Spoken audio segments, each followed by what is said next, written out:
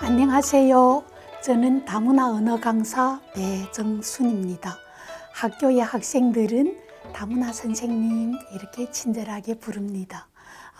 다문화 언어 강사에 대해서 약간 잘 모르는 분들도 계실 것 같아서 말씀드리면, 다문화 언어 강사는 다문화 학생들이 학교 생활 적응을 지원하고 일반 학생들이 다문화 인식 개선을 하는 데 도움을 주고, 또 다문화 학생과 학부모들에게 상담도 하고 있습니다. 오늘 제 강의 주제는 한국, 중국 초등학교 문화 비교 이해라는 주제로 강의를 해보겠습니다. 한국에 와서 많이 듣는 말이 너와 나는 생각이 틀리다, 이런 말을 많이 들었습니다. 우리 보통은 숫자로 1 더하기 1 했을 때 2 해야 되는데 3 했다면 그럴 때는 틀리다고 하겠죠. 그런데 생각이나 문화에는 맞고 틀리는 것이 없겠죠. 그래서 그냥 우리 문화나 생활 습관은 맞다 틀리다로 말하는 범위가 아니고 우리 다르다고 얘기해야 되겠죠. 그래서 오늘 저희 강의를 들으면서 한국과 중국이 초등학교 문화는 많이 다르구나를 알았으면 좋겠습니다. 학기 시작은 한국은 언제일까요? 3월이겠죠. 자, 중국은 언제일까요? 4월, 5월? 네, 어렵죠? 중국은 9월입니다. 자, 두 번째, 봄방학. 한국은 있다, 없다? 네, 한국은 대부분 학교에는 봄방학이 있습니다. 중국은 봄방학이 없어요. 그래서 제일 처음에는 저는 한국에 와서 봄방학을 한 데서 놀랐어요. 봄에 봄꽃놀이 가나? 아니면 봄나물 캐러 가나? 네, 그렇게 생각한 적도 있었습니다. 그리고 교과서는 한국의 국어책을 제가 갖고 왔는데, 국어책은 사이즈가 이만하죠. 그리고 그림도 많고, 중국에 제가 조선족 학교에서 조선 어문이라고 가르쳐 봤는데 사이즈 일단 이렇게 다르죠. 다음 이렇게 사이즈는 작은데, 우리 한국 보면 그냥 제가 임의로 아무렇게나 펼칩니다. 보면 그림이 많고 글자는 적어요. 근데 중국은 보면 그림은 적고 글자들이 좀 많습니다. 조선 어문 하면 애들이 이게 뭘까 하면 북한에서 배우는 글 이렇게 생각하는데, 중국 조선족이 배우는 글자와 언어와 글이라는 뜻으로 조선 어문이라고 합니다. 그러면 한어는 뭘까? 애들하고 물어보면 한국어 해요. 이거는 중국의 한족이라는 큰 민족이 있죠. 그 한족이 언어다 해서 한어라고 부릅니다. 즉 우리는 중국어라고 하겠죠. 네, 다 한자들이 있죠. 그러면 중국의 한족들이 배우는 국어는 뭐냐? 또 어문이라고 합니다. 한국에 와서 제가 또 애들하고 약간 오해가 생긴 부분은, 한국 학생들에게 학습지 같은 걸 나눠주고 학습지 제출하라 해가지고 제가 검사를 했죠. 그런데 제가 맞다고 이렇게 체크 표시를 해줬어요. 그랬더니 어느 애가 그걸 다시 들고 와서 선생님 좀 맞게 했는데 왜 이렇게 표시했어요? 그렇게 말하는 거예요. 그래서 나도 그래 나도 맞다고 했다 하니까 맞다는 표시가 왜 이래요? 하는 거예요. 그래서 내가 그럼 맞다는 표시는 어떻게 하니? 하니까 애가 동그라미를 쳐야죠 하는 거예요. 그래서 저는 굉장히 신기하게 생각했어요. 중국에서는 동그라미는 틀렸다는 표시고 네가 다시 고쳐오면 내가 틀린 부분을 맞다고 이렇게 체크를 하는 거예요. 그거 한동안 헷갈렸어요. 애들이 학습지를 받으면 계속 손이 먼저 이렇게 하고 싶은 거예요. 지금은 물론 동그라미를 치지만 그런 적도 있었습니다. 한국의 국어는 두 법칙이 있는데 중국에서는 력사, 노동자의 날 하면 노동자, 로로 쓰고, 우리 체육 시간에 농구 하는 거 있죠? 그러면 롱구. 이렇게 둔 법칙이 적용 안 됐었어요. 그래서 저도 처음에 한국에 와서 그것이 많이 헷갈렸습니다. 띄어쓰기도 엄청 다른 부분이 있고, 그 맞춤법 표기도 다른 부분이 많습니다. 한국에서는 그 분반을 1학년에서 2학년 올라갈 때 친구들이 뭐 1반, 2반, 3반으로 다시 그 편성이 되고, 중국에서는 1학년에 입학한 학생들이 담임 선생님이 1학년부터 6학년까지 쭉 데리고 올라가고, 그 반의 학생들은 그대로 6학년까지 올라가서 졸업을 합니다. 각자 장단점이 있겠죠.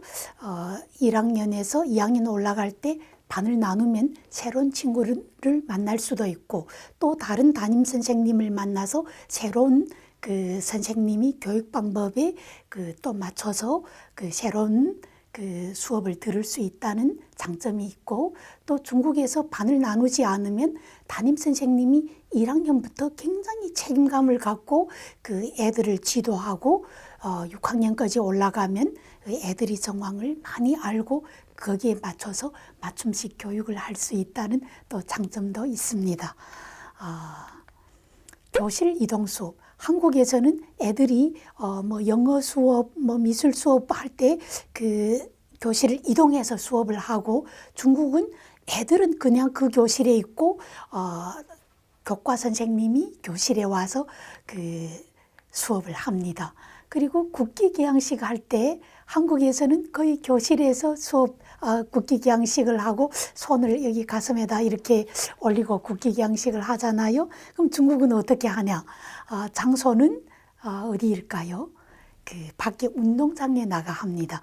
매주 월요일마다 운동장에 나가서 그 국기를 이렇게 개양하고 그 국가가 울리고, 학생들은 다 손을 어디에다 올릴까요?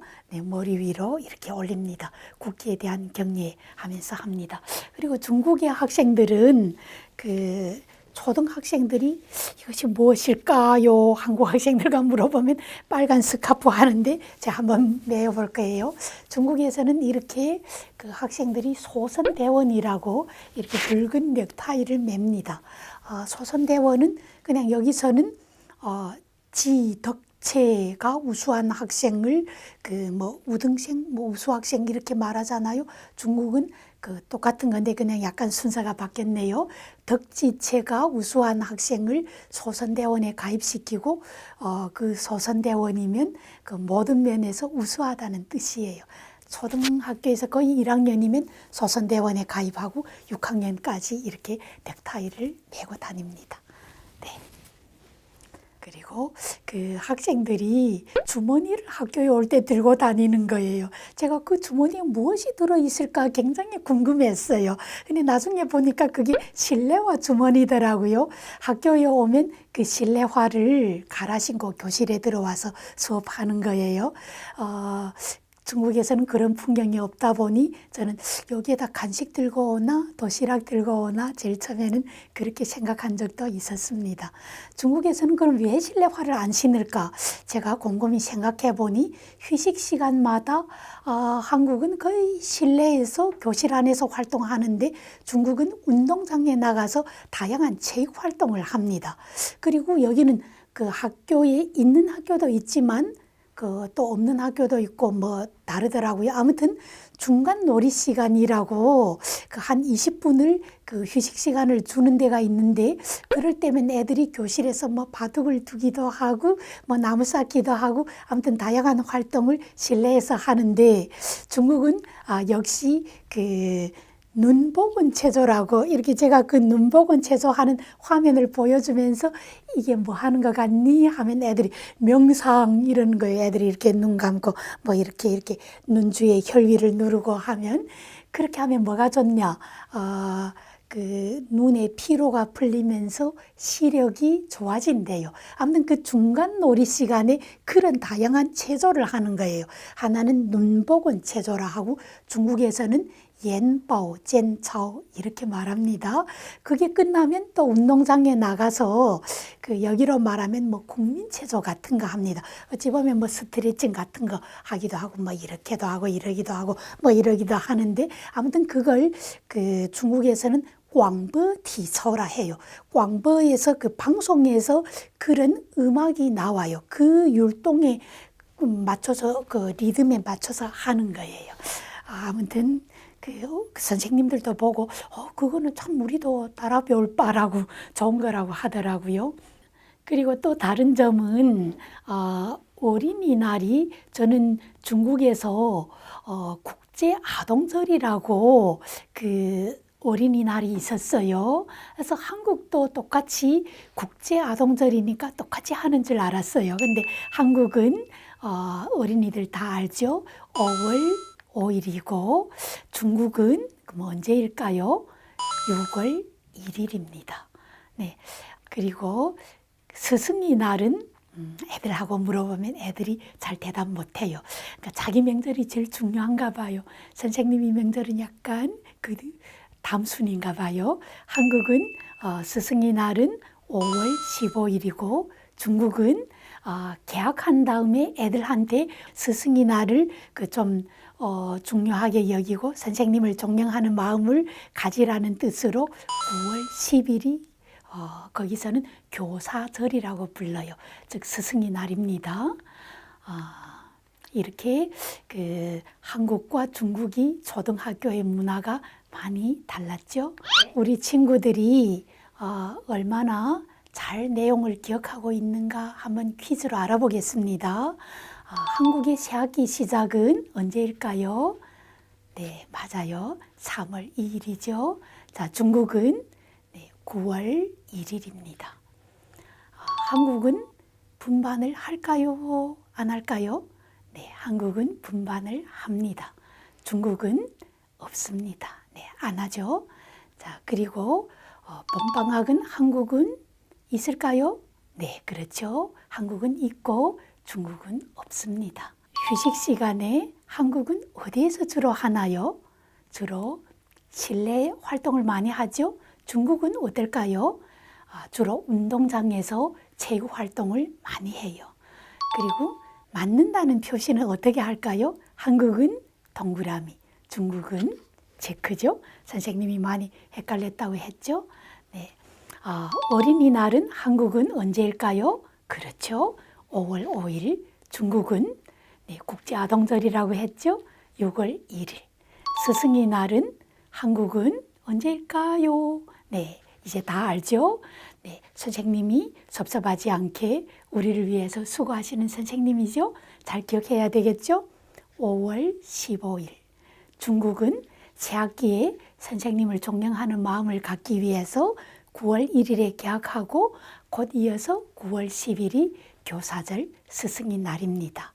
네, 오늘 여러 가지로 한국과 중국이 초등학교 문화를 비교해서 이해해 봤습니다. 우리는 다름을 존중하고 다름을 인정하고 해야 되겠죠? 자, 그리고 이 강의를 들으시는 선생님들한테는 이렇게 퀴즈로도 알아볼 수 있고 학습지로도 한국, 중국 나눠서 학생들한테 한번 써보게 하고 체크해보게 할 수도 있습니다. 또 앞에 나와서 발표하게 해볼 수도 있습니다. 네, 오늘 강의는 여기에서 마치겠습니다. 감사합니다.